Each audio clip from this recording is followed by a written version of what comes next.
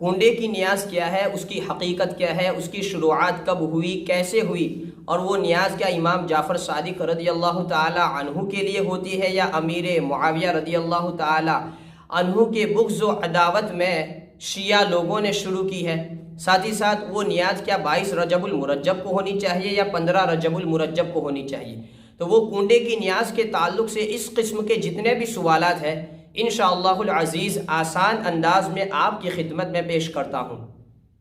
اولاً کنڈے کی نیاز، تو 22 رجب المرجب کو حضرت امام جعفر صادق رضی اللہ تعالی عنہ کے نام کی جو فاتحہ خوانی نیاز ہوتی ہے اسی کو کنڈے کی نیاز کہتے ہیں۔ اب اس کی شروعات کب ہوئی اور کیسے ہوئی؟ تو کسی چیز کا شروع ہونا، کب شروع ہونا، کیسے شروع ہونا،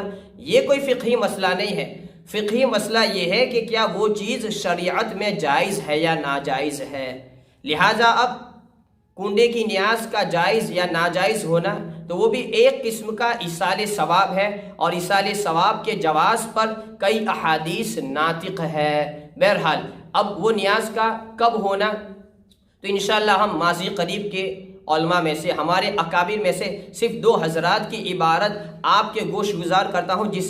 جس میں ایک عبارت سے اس کے نفس جواز کا پتہ چلتا ہے اور دوسری عبارت سے 22 رجب المرجب کو اس کا ہوتے ہوئے چلا آنا اس کا علم ہو جاتا ہے۔ جیسا کہ مفتی امجد علی صاحب بہار شریعت میں لکھتے ہیں کہ اسی طرح ماہ رجب میں بعض جگہ حضرت سیدنا امام جعفر صادق رضی اللہ تعالی عنہ کو ایصال ثواب کے لیے پوڑیوں کے کنڈے بھرے جاتے ہیں، یہ بھی جائز، یعنی اس سے ہمیں اس نیاز کا جائز ہونا پتہ چلتا ہے۔ اب بہرحال وہ نیاز کا کب ہونا چاہیے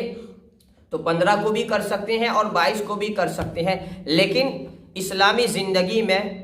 مفتی احمد یارخان نعیمی صاحب نے اس میں 22 کا قول نقل کیا ہے۔ جیسا کہ آپ لکھتے ہیں، اس مہینے کی 22 تاریخ کو ہند و پاک میں کنڈے ہوتے ہیں، یعنی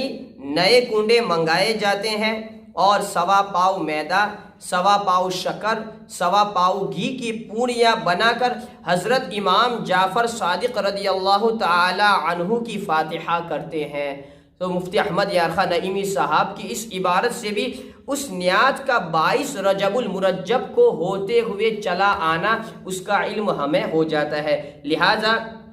15 کو کرے یا 22 کو کرے یہ آپ کی مرضی ہے، لیکن محض اس مسئلے کو چھیڑ کر اس نیاز کے ناجائز ہونے میں یا پھر غیروں کے ساتھ مشابہت کا قول کرنے میں افتراء وغیرہ اور حد سے تجاوز نہیں کرنا چاہیے۔